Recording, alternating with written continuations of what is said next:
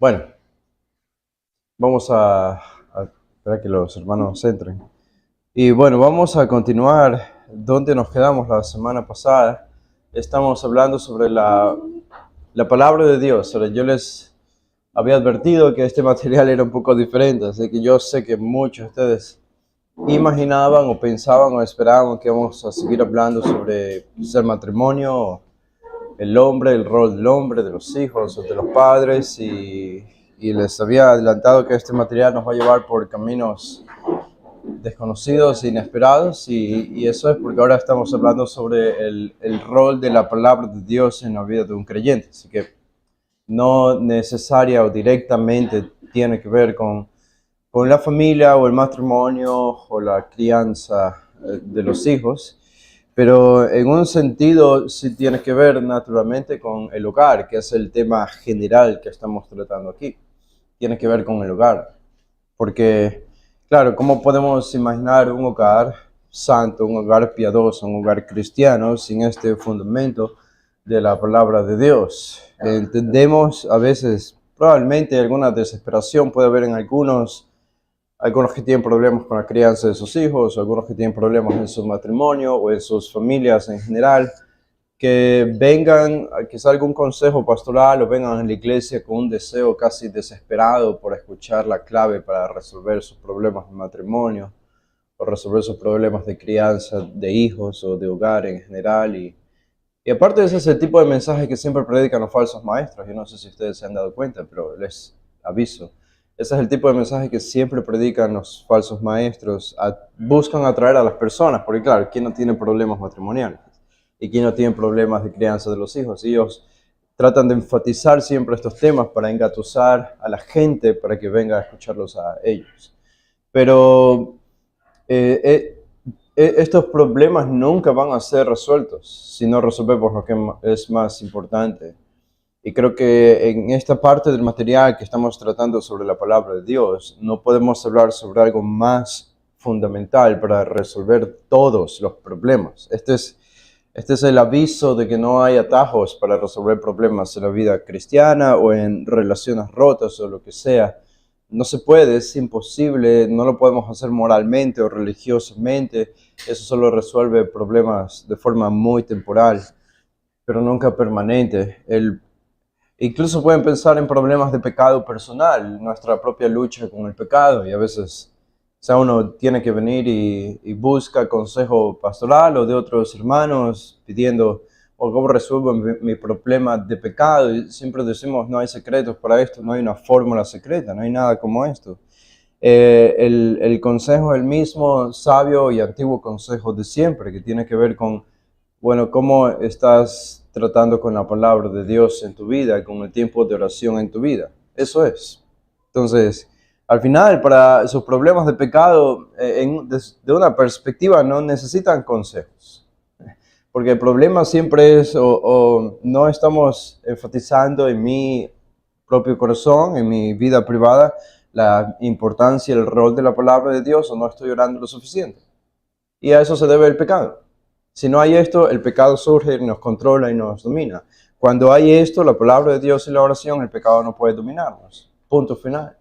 Ese es el resumen de la vida cristiana y la santificación. Entonces, algunos se pueden dar cuenta, incluso siendo parte de la iglesia, que tratan de hacer esto y no pueden. O probablemente uno puede volver, no es para que ustedes duden, nunca les quiero hacer dudar de su cristianismo, pero puede ser que en el caso de alguna persona no haya nacido de nuevo, entonces no encuentra cómo depender enteramente de la palabra de Dios y de la oración, y no encuentra esa victoria sobre el pecado. Puede ser. Pero en la gran mayoría, pienso yo, estos de los cristianos, creo que la dificultad viene cuando abandonamos una de estas dos áreas en nuestra vida, sea la palabra de Dios o la vida de oración. Así que estamos hablando de la palabra de Dios y especialmente basándonos en el Salmo 119. Este maravilloso salmo al que creo que, si somos honestos, no le hemos dado la importancia de vida en nuestra vida cristiana, probablemente porque lo vemos en el Antiguo Testamento, porque es un salmo, pero este salmo es tan rico, es tan ilustrativo para nuestra vida espiritual en lo que concierne al rol de la palabra de Dios, y lo que decíamos la semana pasada es como el salmista, veíamos que el salmista odiaba el pecado. Esa era una de las características que encontrábamos en él. Leímos algunos versículos de cómo él manifiesta este odio hacia el pecado. Y de allí vamos a introducirnos algunas otras características del salmista que encontramos en este Salmo 119. Algunas de las otras características que encontramos aquí. Y la otra característica, no sé si es la segunda que vimos, pero creo que podríamos poner la segunda, es buscar el conocimiento de la mente de Dios, buscar conocer la mente de Dios. Todo esto caracteriza al salmista y vamos a ver que debe ser nuestra característica también. Buscar conocer la mente de Dios. Aquí el escritor del Salmo 119 desea profundamente entender la palabra de Dios. Al menos en 7 ocasiones en este Salmo 119, él clama a Dios que le dé entendimiento. En el Salmo 119, en el versículo 27, en el versículo 34, en el versículo 73, en el versículo 100, en el versículo 125, 144 y 169. En todos estos versículos anhela, desea ardientemente conocer la palabra de Dios, entenderla. Y ora, y en actitud de oración, él invita a Dios a que sea su propio maestro, y esto también lo dicen algunos versículos de este salmo. ¿Cuál fue el testimonio resultante de este anhelo, de esta petición repetitiva del salmista, de hazme entender tu ley? Quiero entender tu ley, quiero entender tus mandatos, quiero entender tus principios. ¿Cuál fue el resultado? Bueno, en el 102, el Salmo 119, el 102, dice, no me apartaré de tus juicios porque tú me enseñaste. No me apartaré de tus juicios porque tú me enseñaste. Noten cuál es el resultado de frecuentemente pedir, anhelar que Dios me dé entendimiento para entender su palabra. Al menos leímos allí 1, 2, 3, 4, 5, 6, 7 veces. Y podemos añadir 7 más cuando él pide a Dios que sea su maestro personal, que le enseñe, que le ayude a entender la palabra de Dios. El resultado es este que vemos en el número 102. No me apartaré de tus juicios porque tú me enseñaste. ¿Cuál es el resultado? Una resolución a no pecar. Una resolución a no pecar porque la palabra de Dios había tomado control de su corazón. Estaba tan saturado de ella. Y Dios finalmente le había enseñado, había respondido a esa petición. Así que el salmista conocía que él era dependiente de Dios para recibir iluminación, para recibir luz.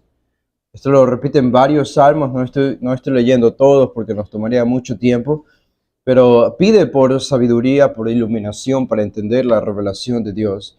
Y esto se volvió algo tan importante para él que él prometió a Dios de que no iba a olvidar la palabra de Dios. En el versículo 16, por ejemplo, él dice, me regocijaré en tus estatutos, no me olvidaré de tus palabras. No me olvidaré de tus palabras. Así que él puso una especie de meta a sí misma al poseer la escritura para recordarla inmediatamente en todo momento. Y sin duda alguna, él tuvo que haber memorizado la escritura. Porque con la dificultad que había en esos tiempos de pergaminos y no cualquiera podía tener acceso a la palabra de Dios como nosotros hoy, él no podía llevar esos pergaminos a todos lados donde él iba, si viajaba o no, o salía a trabajar. Era difícil, así que seguramente él debe haber memorizado la palabra de Dios y para que haya dicho no me olvidaré de tus palabras, debe haber sido un ejercicio diario del salmista. Así que la iluminación, lo que él tanto pedía, la iluminación de Dios, sabiduría para entender su palabra, ese ministerio de Dios de la iluminación por el cual él nos da la luz para entender el significado de la escritura es lo que está en vista aquí.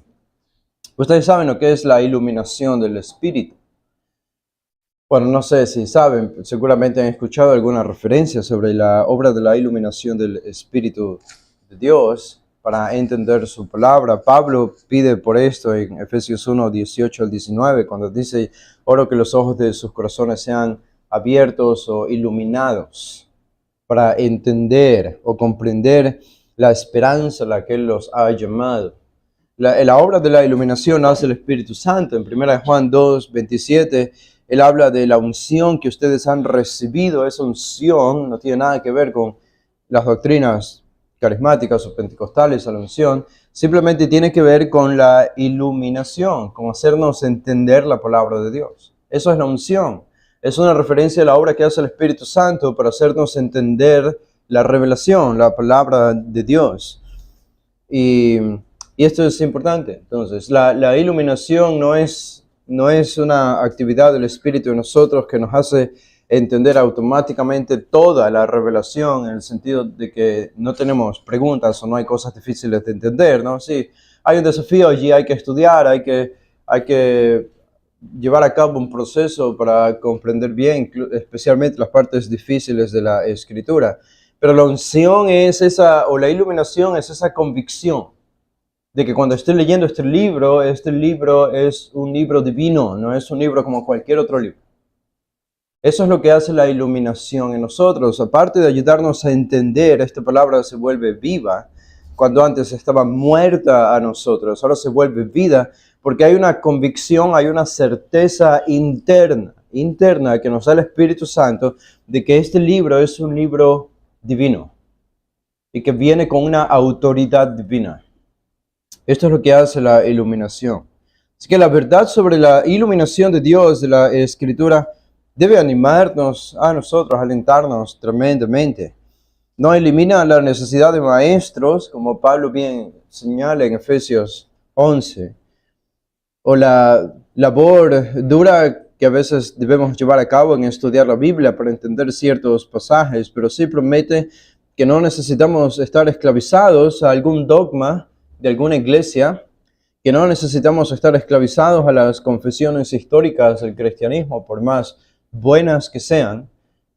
No tenemos que someternos a una autoridad suprema de alguna confesión histórica, por más buena teológicamente que sea.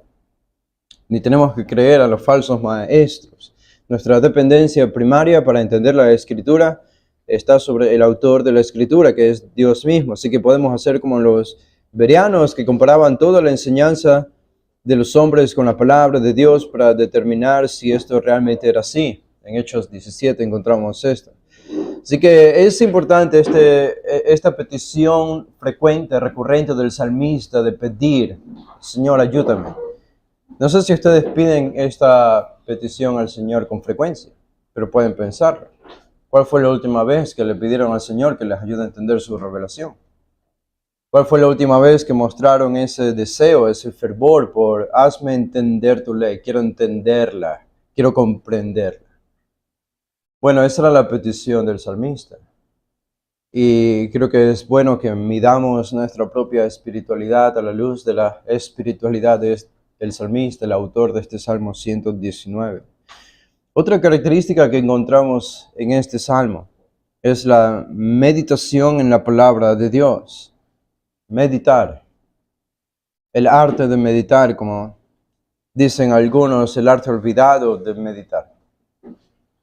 Este hombre espiritual hizo la Escritura su constante compañero mental. Él estaba tan emocionado de contemplar o pensar sobre la palabra de Dios.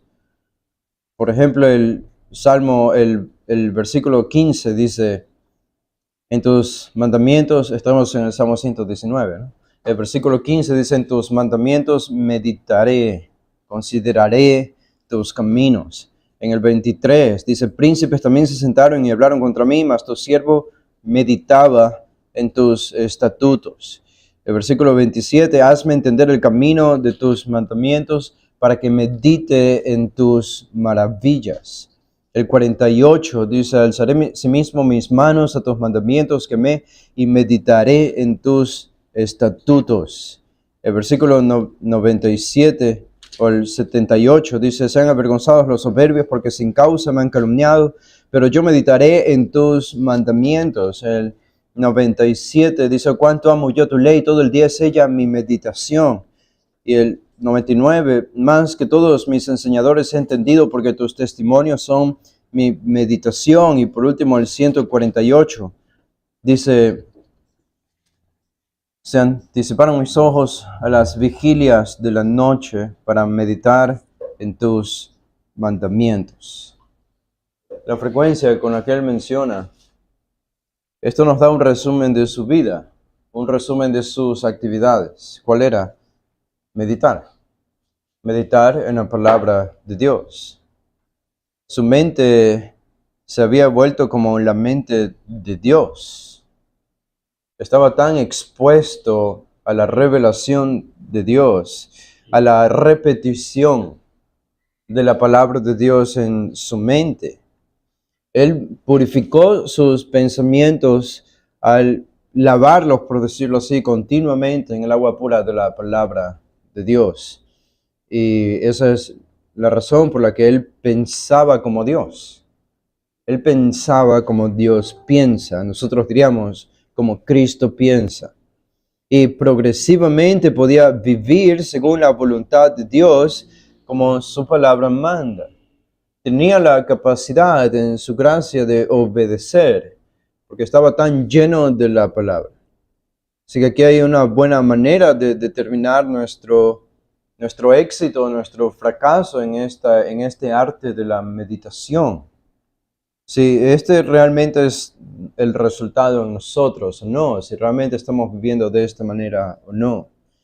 Así que podemos probarnos a nosotros mismos haciéndonos la pregunta si nuestros pensamientos son como alguien decía, como aquí hay 4 sillas hay aquí, aunque medias escondidas, pero hay 4.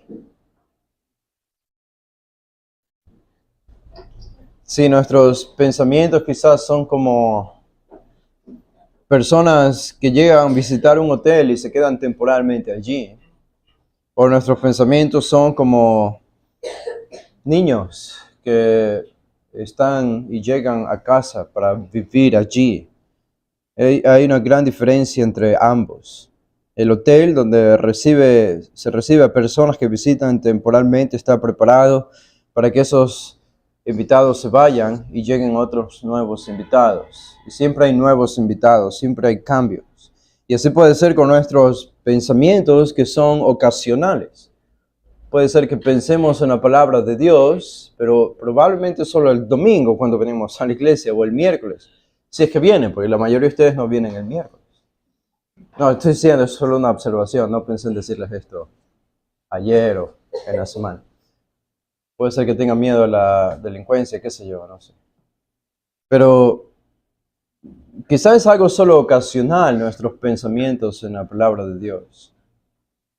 Serían entonces como un hotel, o pueden ser mejor como niños que pertenecen a su casa, pertenecen a su hogar. Ellos son extrañados cuando no están allí, en el hogar.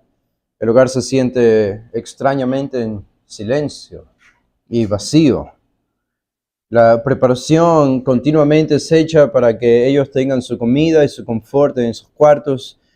Pensamientos espirituales de la misma manera pueden surgir en nuestra mente espiritual si son como niños de la casa. Siempre son esperados allí. No queremos que se vayan. No queremos el silencio de la ausencia de los niños. Siempre queremos que estén allí. Y esa debería ser la manera en la que nosotros tratamos o pensamos en la palabra de Dios. Que esté la palabra de Dios y la meditación sobre lo divino siempre en nuestra mente, anhelando que estén allí. Cuando no están, los extrañamos y los volvemos a tener en ese momento en nuestra mente. Bueno, esa era una quizá tercera característica de este salmista que meditaba en la palabra de Dios. Una cuarta que encontramos aquí es que él encontró confort y consejo en la verdad de Dios. En todo esto dejaría sin trabajo a los psicólogos del mundo, solamente estudiando estas características. Esta es la solución a todos los problemas. encontrar confort en la palabra de Dios. El salmista no vivía ni ministraba en las mejores circunstancias. Algunos versículos nos comunican eso. Leímos ya cuando él a veces habla de meditar en la palabra de Dios. Parece que había persecución contra él, algún tipo de burla, algún tipo de persecución él estaba recibiendo. Por ejemplo, el versículo 81 y 82 dice: desfallece mi alma por tu salvación, dice, mas espero en tu palabra. Desfallecieron mis ojos por tu palabra, diciendo, ¿cuándo me consolarás? Hay aquí aparentemente algún problema, alguna tribulación. En el 145 dice, clamé con todo mi corazón, respóndeme Jehová, y guardaré tus estatutos. A ti clamé, sálvame, me anticipé al alba, clamé, se anticiparon mis ojos, leímos eso. Así que había un problema, las circunstancias no eran las mejores, por lo que podemos ver allí, y aún así él miró a Dios para recibir el confort en medio de la aflicción. Dice el versículo 49 y 50, acuérdate de la palabra dada a tu siervo, en la cual me has hecho esperar. Ella es mi consuelo en mi aflicción, porque tu dicho me ha vivificado. Ella es mi consuelo en mi aflicción. Mi consuelo en mi aflicción. Como esos versículos podemos leer muchos más, pero no lo vamos a hacer.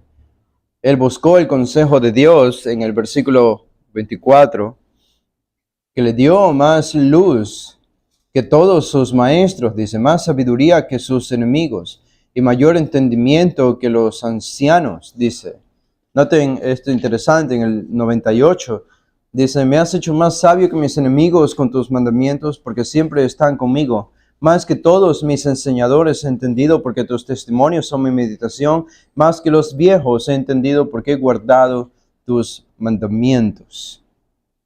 Así que no es sorpresa que para nosotros que la palabra lo animó en tiempos difíciles y le dio una mayor comprensión que otros. Y el salmista describe algunas de las cualidades de la Escritura que nosotros podemos atribuírselas a Dios también, porque la Biblia se les atribuye a Dios. Algunos nos acusan de cometer bibliolatría, ¿sabían eso? Bibliolatría, ustedes adoran a la Biblia, y esta acusación viene de cristianos evangélicos. No, yo soy cristiano, yo soy evangélico, pero no adoro a la Biblia, adoro a Dios. Claro, no adoro un libro. El libro, entiendo, sí, es la palabra de Dios, es la revelación de Dios, pero yo adoro a Cristo, adoro a Dios. Suena bonito, suena teológicamente correcto eso, el hecho de que no adoramos a un libro. A ver lo que piensan sobre esta queja de algunos después de leer estos versículos. Que obviamente el resultado no va a ser la frase debemos adorar un libro, pero observen esto. En el versículo 39 dice, quita de mí el oprobio que he temido, porque buenos son tus juicios. Tus juicios es otra referencia a la palabra de Dios. Buenos son tus juicios.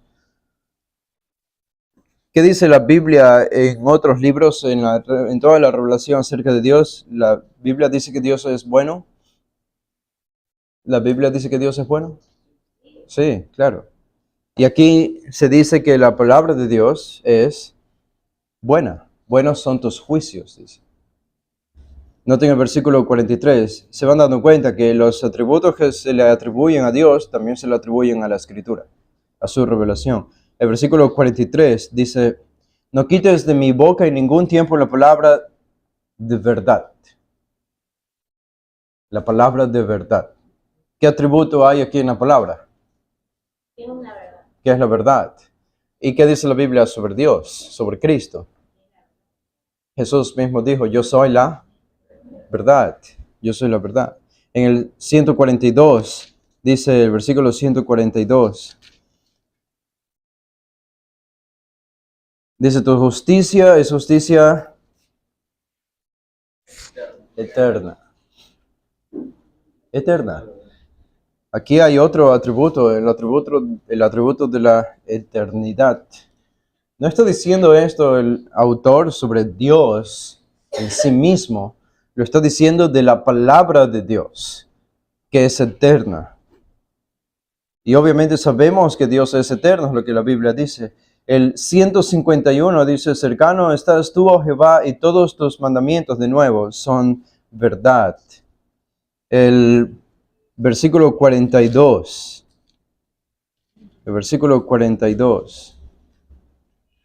Dice, y daré por respuesta a mi avergonzador, que en tu palabra he confiado. Es confiable, plenamente confiable. ¿Y quién más es confiable en la revelación de la Escritura? Dice Dios. Dios es confiable. Su palabra también es confiable.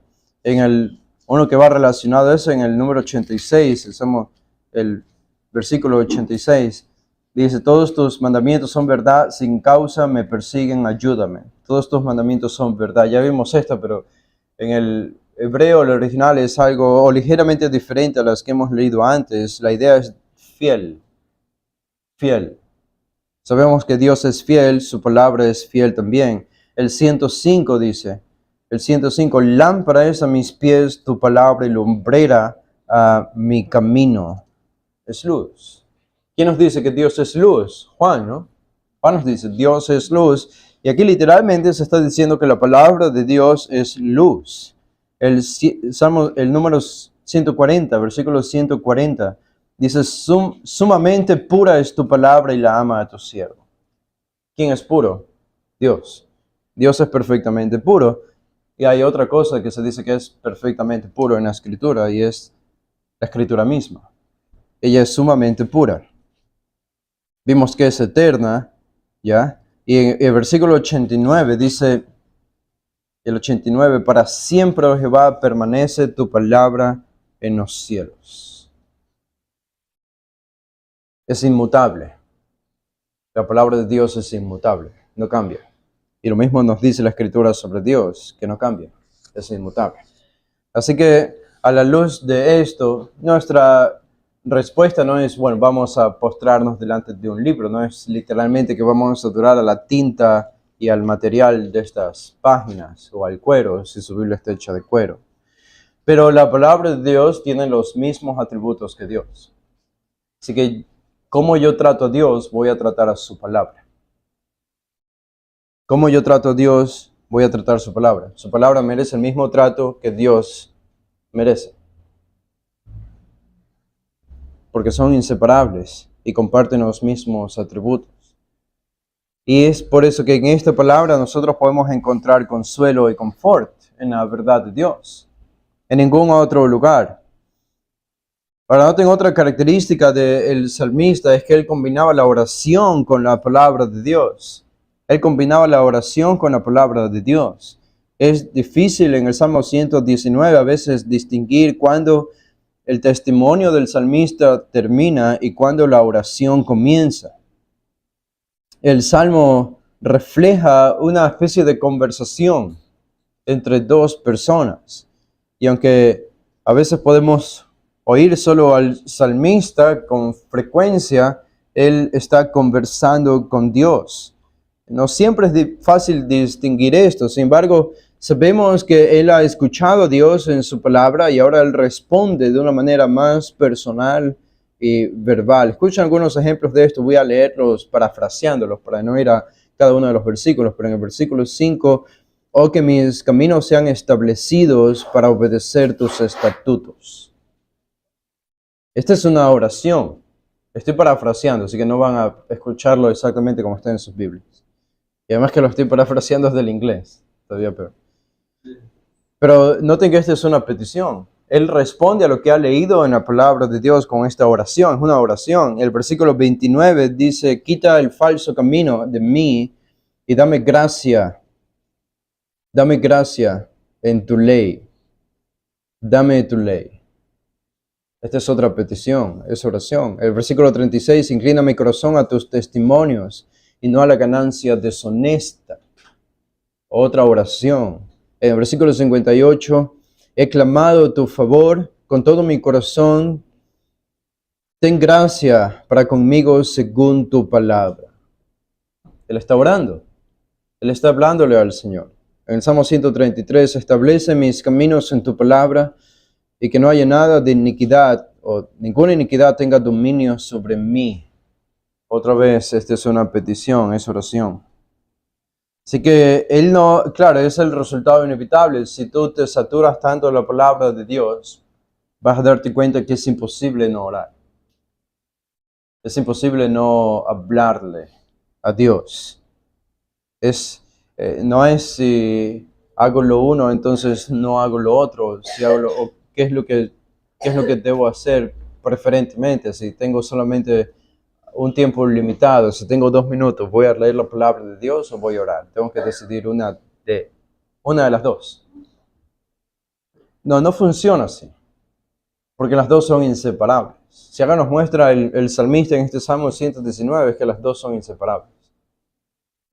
La respuesta natural a meditar, leer las palabras de Dios, es hablarle a Él, es orar. Así que la oración, de nuevo, no hay secretos en la vida cristiana. Y nosotros podemos hacernos la pregunta, ustedes pueden hacerse la pregunta, bueno, quizás estoy luchando con tantas cosas en mi vida, bueno, ¿cuántas dosis de oración le agrego a mi vida cada día? ¿Con cuánta frecuencia estoy orando? ¿Cuánta frecuencia estoy leyendo su palabra? Y otro resultado que encontramos de esto es ya casi el último, faltan solamente 5 más. Pero otro resultado, podemos hacer un paréntesis allí, es caminar en obediencia después de este. Caminar en obediencia, los cristianos fuertemente son confrontados por su necesidad de obediencia. Claro, ¿quién no? Todos queremos obedecer. Esa es una de nuestras metas cristianas, ser obedientes. Y Pablo encontró necesario llamar la atención de los corintios. Él dice, yo hermanos, no les puedo hablar como hombres espirituales, en 1 Corintios 3. No les puedo hablar como hombres espirituales, sino como a carnales, como a niños en Cristo. Niños en Cristo. ¿Saben lo que caracteriza a un niño en Cristo? Un niño en Cristo está caracterizado por rencillas, envidias, celos, odios. Ese tipo de problemas de actitudes que encontramos en el mundo, que es muy frecuente, ustedes lo ven todo el tiempo en sus trabajos o donde estudian.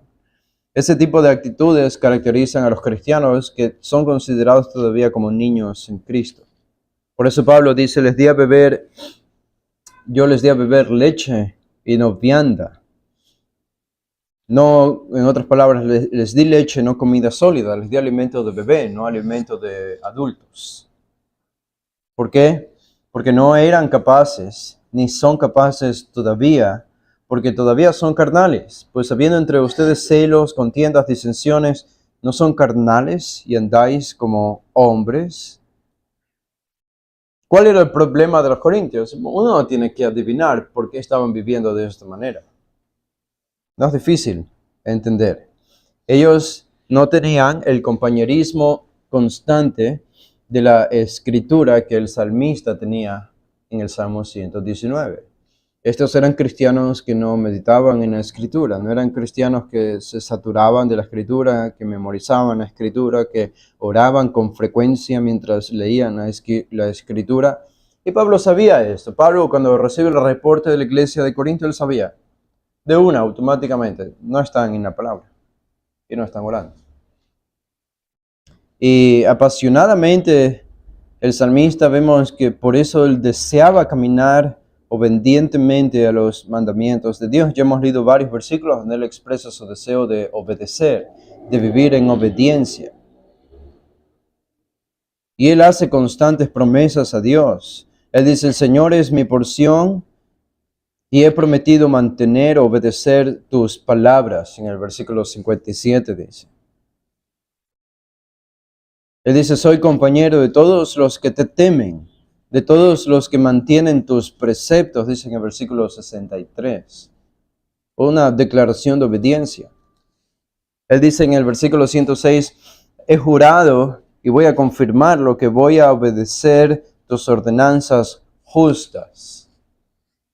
En el 129 dice, tus testimonios son maravillosos, por tanto, mi alma los observa, los obedece, los sigue. Estoy parafraseando.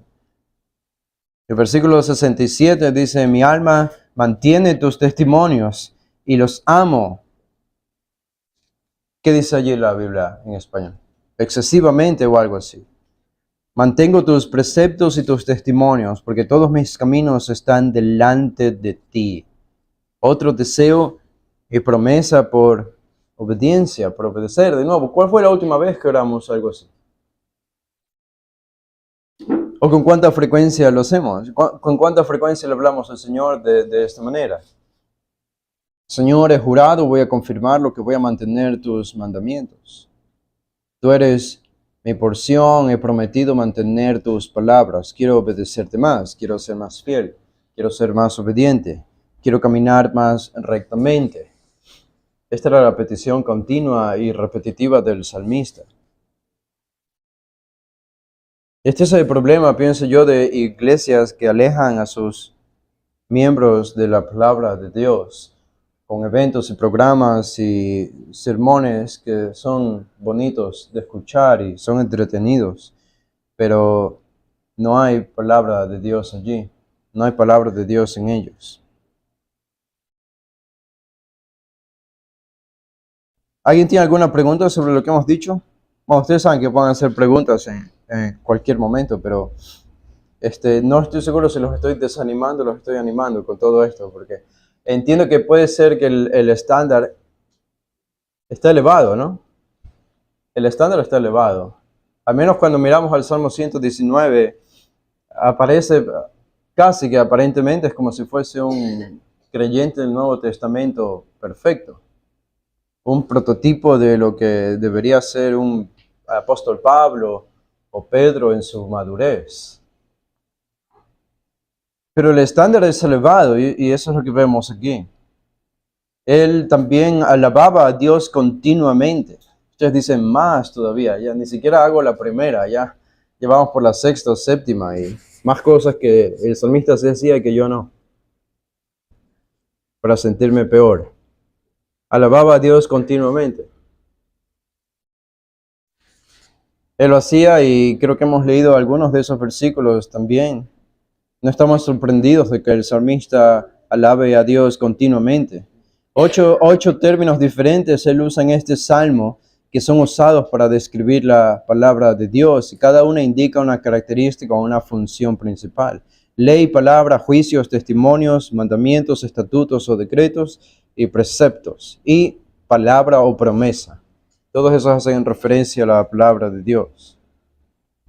Pero con todas estas palabras, él alababa a Dios. Él también valuaba la escritura de manera muy, muy elevada. Muy elevada. Según el salmista, en este salmo, ustedes pueden ver allí en el salmo, en el 119, en el versículo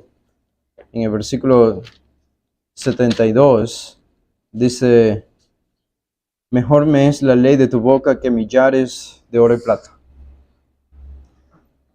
A ver si los puedo hacer sentir peor todavía. ¿Cuántos realmente pueden decir esto con verdad? Mejor me es la ley de tu boca, es decir, tu palabra. Mejor para mí es tu palabra que millares de oro y plata.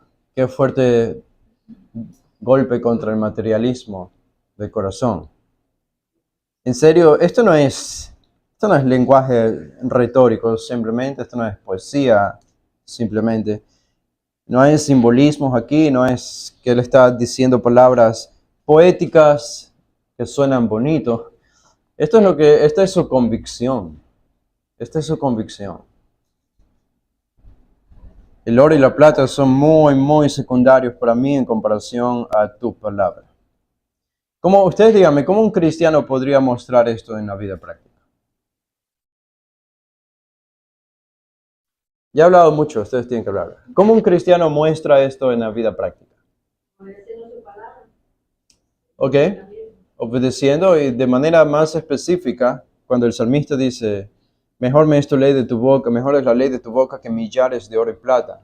¿En qué circunstancias, mejor dicho, en qué circunstancias un cristiano mostraría esta actitud del salmista en la vida diaria? ¿Alguien levantó ya? Sí. Tal vez en algún trabajo que provea ingresos económicos, pero que impida tal vez venir los domingos o los miércoles. Entonces, a pesar de ganar bien, decía buscar un trabajo, empezar a buscar otro trabajo que te permita venir esos días, tener más libre entre semana, estudiar la palabra. Claro, sí, la promesa de una, ¿cómo le llaman esto en el trabajo? Cuando los promueven, ¿no? Una promoción en el trabajo que va a implicar más horas de trabajo. Quizá si aceptas esa propuesta, sabes que no vas a poder venir el miércoles, no vas a poder venir el domingo, o algunos domingos sí, otros no.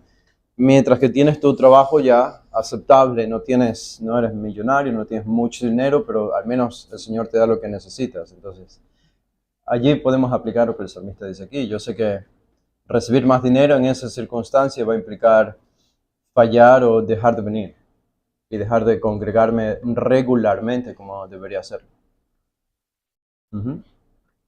La decisión no es difícil, es sencilla. Digo, uno sabe lo que tiene que hacer. Ese no es el problema que nosotros tenemos. No sé qué hacer, ¿no? Uno sabe lo que tiene que hacer. El problema en la lucha es con los deseos, ¿no? De la carne. En este caso, el materialismo.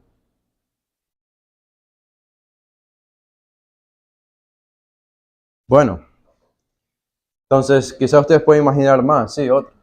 Te quiero preguntar el 39. Todavía no le llegó a los propios en el Salmo 119, versículo 39 que usted acabó de leer. Ajá. Todavía no le llegué a los propios, he temido, dice. El 39, quita de mí lo propio que he temido porque buenos son tus juicios. No le llegó todavía. Claro, aunque no sabemos de qué está hablando en específico, él habla de alguna especie de tribulación que sufre, alguna especie de persecución, así que puede estar relacionado a eso.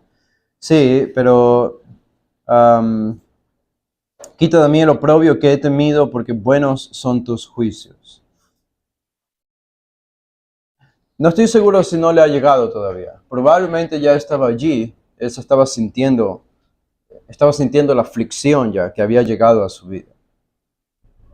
El hecho de que diga que he temido, a veces el tiempo de los verbos varían, en hebreo son muy diferentes a español, y probablemente él está diciendo que este oprobio ya está en su vida y le pide al Señor que lo quite de sí. Sí, porque en el contexto de este salmo no sabemos. Él no especifica nada. Él no habla de un enemigo en particular o de algún pecado en particular, pero habla de aflicciones casi, parece de manera general, pero sabemos que estaba sufriendo algo. De eso seguro. ¿Qué cosa? No sabemos, no sabemos. Pero lo que sea que haya sido y que estaba sufriendo en este momento, la petición de él es que el Señor lo quite de sí.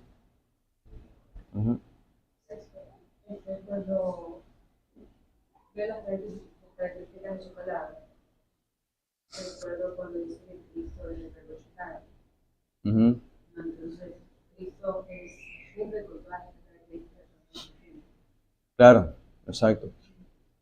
Él es la revelación, por eso Juan le llama el Logos de Dios, que es la palabra de Dios, o puede ser el discurso de Dios, pero es la palabra encarnada, como le decimos, la palabra de Dios encarnada. Así que Cristo mismo, creo que en su revelación ya en el Nuevo Testamento, Él pero le da el estándar a la palabra de Dios que siempre ha tenido, por el título que Él mismo recibe de la palabra encarnada.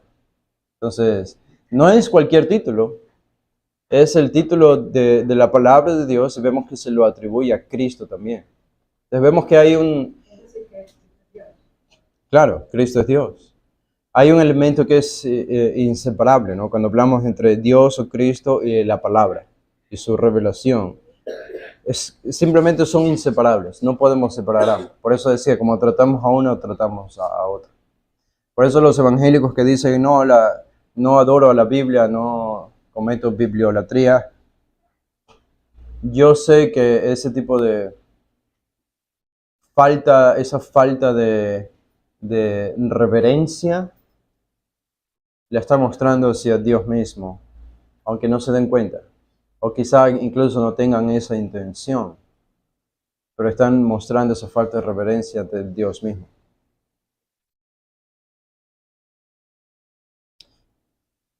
Así que, bueno, nos quedan 10 minutos todavía, podemos seguir un poco más.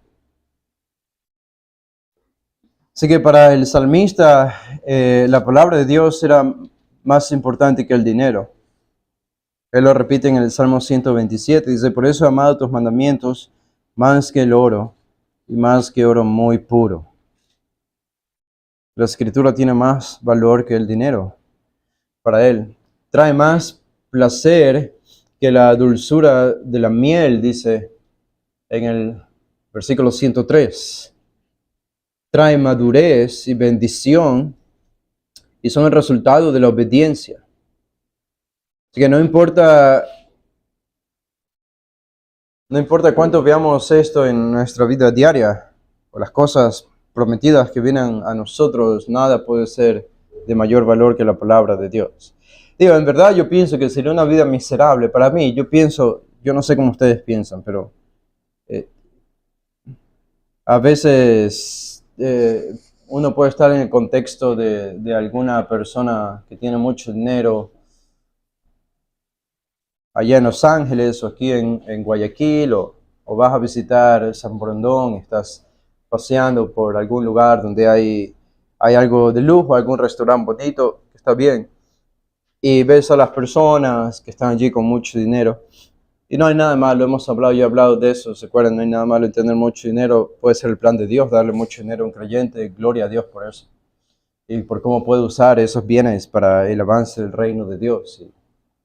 Así que no debemos amar más a los pobres que a los ricos, ese es un error. Ni a los ricos más que a los pobres, obviamente, pero eso ya lo entendemos muy bien. Pero a veces yo me imagino en una vida de lujos, pero sin la palabra de Dios, sin Dios, una vida sin Dios, es como estar en un vacío, es como estar en un océano inhóspito, como caminar en medio de la oscuridad. Da temor incluso. Es sobrecogedor pensar que uno puede tenerlo todo en este mundo, en esta tierra, pero no a Dios. Es sobrecogedor pensar de esa manera. Y creo que el salmista pensaba de la misma manera. Bueno, tenemos aquí que él es muy similar al autor de los Proverbios. No vamos a leer, pero menciona cosas muy similares al libro de Proverbios, en este caso, acerca de la palabra de Dios. Bueno, como ya leímos también, él apelaba a Dios por liberación de esos sufrimientos que no sabemos cuáles eran, pero tenía varios. Y él creyó que una prueba justa vendría si él permanecía en la palabra de Dios. Él tendría paz personal porque Dios estaría con él. Una de las constantes peticiones del salmista en este Salmo 119, una de las más repetidas, es la petición por avivamiento. Nosotros podemos llamarlo así. Una petición por avivamiento. El salmista necesitaba avivamiento en el sentido de que la vida y sus enemigos habían caído sobre él.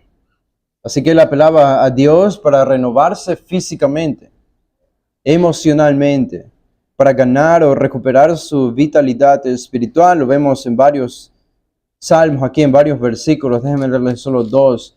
En el 25, por ejemplo, dice: abatida hasta el polvo está mi alma, vivifícame según tu palabra. Así que de nuevo vemos que en medio del dolor, en medio de los sufrimientos y la persecución, como él refleja aquí, la solución otra vez está en la palabra. Él reconocía, está en la palabra. Vivifícame según tu palabra. Él dice en el versículo 37, aparta mis ojos que no vean la vanidad, avívame en tu camino. Avívame en tu camino. El versículo 40 dice: aquí yo he anhelado tus mandamientos, vivifícame en tu justicia. Esa palabra se repite mucho: vivifícame o avívame. Como dar vida a algo. A algo que está medio moribundo, medio muerto, darle vida, como revitalizar algo. Y esa su petición, obviamente, le está hablando desde una perspectiva espiritual, ¿no? Pero también habría estado implicado allí lo emocional. Probablemente también incluso lo físico en algunas ocasiones. Incluso más frecuente que su oración por avivamiento es una repetición por liberación. Él pide continuamente por liberación al Señor. No vamos a leer todos esos versículos. Pero ¿de dónde él obtenía este ánimo? ¿De dónde venía su fuente de ánimo? Ciertamente venía de estar saturado con un conocimiento del carácter de Dios, como es enseñado en la Escritura. Porque él, cuando había problemas, inmediatamente pensaba en la palabra de Dios. Decía, avívame o restáurame según tu palabra. ¿Por qué según tu palabra? ¿Por qué no hacía como Saúl? Cuando estaba lleno de problemas, no sabía qué hacer, cuál era la voluntad de Dios, fue a consultar con una hechicera. Porque el salmista estaba saturado de la palabra de Dios. O sea, cuando estás saturado de la palabra de Dios y tienes problemas, lo primero que vas a hacer es a pensar en la palabra de Dios para recibir consuelo, confort, avivamiento, una revitalización del alma, del corazón. Y eso es lo que nos ayuda. Eso es lo que cambia nuestra perspectiva de lo que estamos viviendo. Dios sobra en ese momento de forma, podemos decir, sobrenatural, no hablando de milagros, pero en un sentido de que Él obra desde el cielo en nuestra alma, en nuestro corazón, dándonos la gracia para sobreponernos a nuestras aflicciones aquí. Así que Él meditó en la bondad de Dios, en que Dios es el creador, que Dios es el juez fiel, el Dios compasivo, el Dios justo, el Dios misericordioso. Todo esto viene a su mente como resultado de meditar en la palabra de Dios en el contexto del sufrimiento. Así que para cerrar el Salmo, él ora por la bendición. Cuando él escribe sobre esto en los primeros 2 versículos, pero noten lo que dice el versículo 173. Cerrando el Salmo, él dice, el versículo 173, dice, esté tu mano pronta para socorrerme. Noten que al inicio del Salmo, ¿cuál fue su petición? Dice, bienaventurados los perfectos de camino, los que andan en la ley de Jehová, bienaventurados los que guardan sus testimonios y con todo el corazón le buscan. Hay una bienaventuranza doble allí, sobre los que andan en la palabra de Dios, en la ley de Dios, y guardan sus testimonios. Hay una bienaventuranza. Y ahora, noten lo que dice el 173. Esté tu mano pronta para socorrerme, porque tus mandamientos he escogido. He deseado tu salvación, oh Jehová, y tu ley es mi delicia. Viva mi alma y te alabe, y tus juicios me ayuden. Yo anduve errante como oveja extraviada. Busca a tu siervo, porque no me he olvidado de tus mandamientos. Qué poder que tiene la palabra de Dios. Este hombre comienza el Salmo hablando de la palabra de Dios, termina el Salmo hablando de la palabra de Dios, y en todo el intermedio de este Salmo muestra cómo la palabra de Dios se aplica a diferentes circunstancias en la vida. Es increíble. Así que de nuevo, puede ser que estén sobrecogidos al entender que este es un estándar demasiado elevado para nosotros. Espero que la reacción de ustedes sea, yo no soy como el salmista del Salmo 119. Espero que esa sea su reacción. A menos que alguien haya llegado al nivel de este salmista, pero al menos no me he dado cuenta, o no nos hemos dado cuenta. Pero creo que nuestra reacción honesta, no farisaica, debería ser, no ha llegado al nivel, no ha llegado al estándar de este salmista. Aún no ha llegado allí. Pero también, al mismo tiempo, es innecesario que nos sintamos desanimados. Agustín de Hipona comentó sobre este salmo y dijo, parece que no necesita un expositor, sino solamente un lector o un oidor. En otras palabras, el salmo se explica en sí mismo. No necesitas que alguien te lo explique, solo necesitas obedecerlo. Leerlo y obedecerlo. Su punto es que cualquiera que es serio acerca de la palabra de Dios puede entender este salmo y aplicar sus principios a su vida. No es para eruditos solamente. Dios tuvo la intención de que cualquiera pueda leer y beneficiarse de este salmo si toma en serio la escritura. Una característica natural permanece a lo largo de este salmo, o del salmista, mejor dicho, desde que se levanta el sol hasta que se esconde. La palabra de Dios dominaba su vida. Y lo repite en varios salmos. Al amanecer, diariamente, dice 7 veces al día, en el 164, en la noche y a la medianoche, en el 62. Esto es mañana, mediodía, tarde, noche y madrugada. Todo.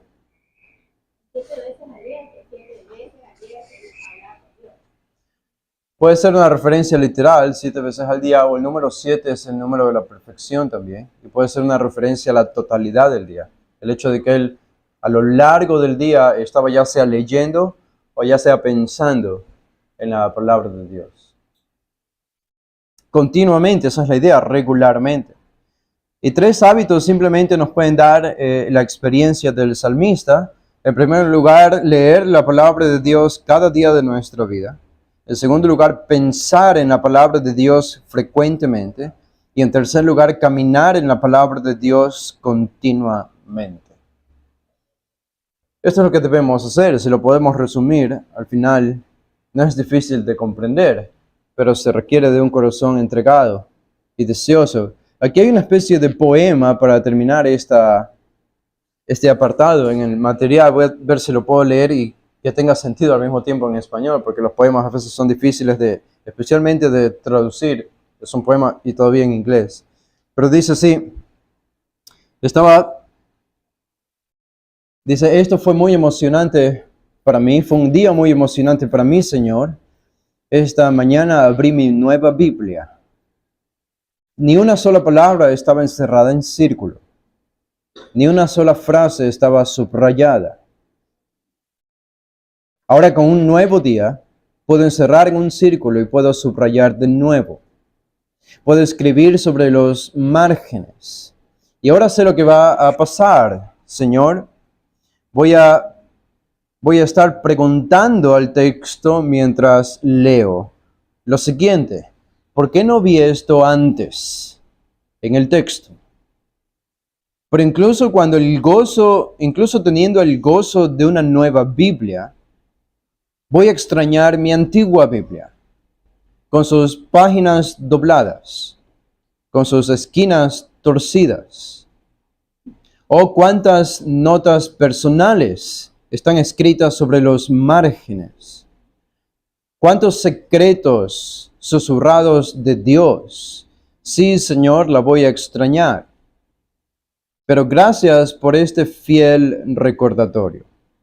Si tu Biblia se está cayendo a pedazos, eso significa que tu vida no. Interesante, ¿no? ¿Se entendió? Si tu Biblia se está cayendo a pedazos, eso significa que tu vida no. Bueno, vamos a hacer una oración. Ya es tiempo de terminar para concluir. Padre, gracias te damos, Señor, por este tiempo. Gracias por tu palabra, por la luz de tu palabra como lámpara para nosotros. Hoy tenemos la oportunidad de aprovecharla, de alimentarnos y nutrirnos de ella, de forma especial el día domingo y cada día en nuestro hogar. Haznos como el salmista, danos este corazón, Señor, ayúdanos a llegar a este estándar, ayúdanos a ser fiel a tu palabra, lo pedimos en Cristo Jesús. Amén.